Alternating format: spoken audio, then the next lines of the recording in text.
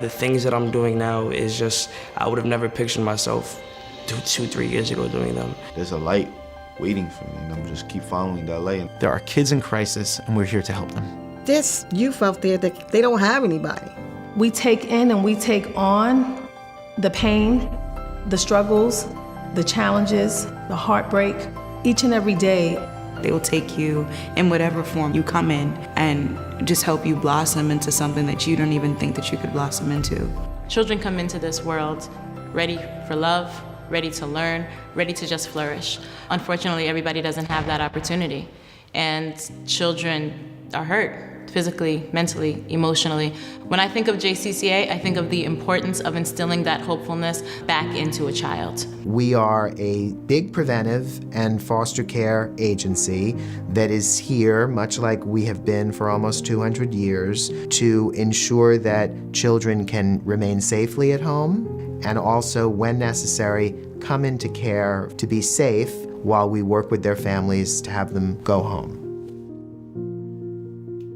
Well, I've been in a lot of placements, foster homes, ACS. For like all my childhood, no. I had to go to different people's houses. I've been fostering since 2011. There's young ladies now, they're in their careers, they're their grandmothers, that I like to say that I had a part of what they are in society right now. Most of my kids come in there and they say they don't want to be there. But at the same time, by the time they've left, they don't want to leave. We have foster parents who are doing God's work for children who will benefit from it for the rest of their lives. I witnessed a lot of things growing up, and I didn't really have a home growing up. Before all this, I was living with my two parents, but one of my parents was deported to Mexico. My mom had some kind of problems in her head. I wasn't listening at home. I had a lot of anger, and my mom had voluntarily placed me up here because she feared I'll be locked up somewhere or dead because of my anger. I used to do a lot of bad things, but I know I'm a good kid, and I always have been a good kid, and that's not me. When I was 12, I was kidnapped in New York City and forced into sexual exploitation.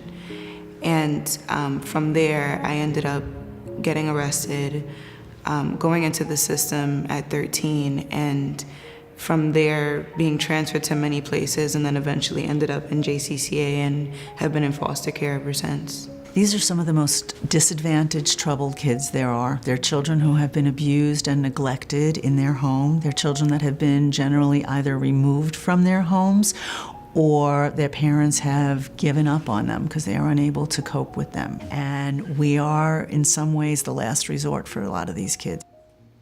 This place helped me change a lot. I feel like I just got so much faith and hope. I just keep going.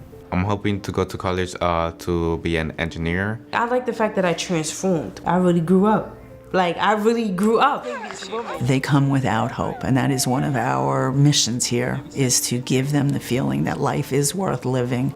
I've seen what I call the worst of the worst, and I feel like I was lucky to make it out, with the support of JCCA. I had somebody that was always on call for me, and that's something that I didn't have, especially being in prostitution. For me, that was something that was highly necessary. Many of our children have not had a birthday cake with their name on it. We had one young girl who, when we did a birthday cake for her, she did not want us to cut the cake because she had never seen a cake with her name on it.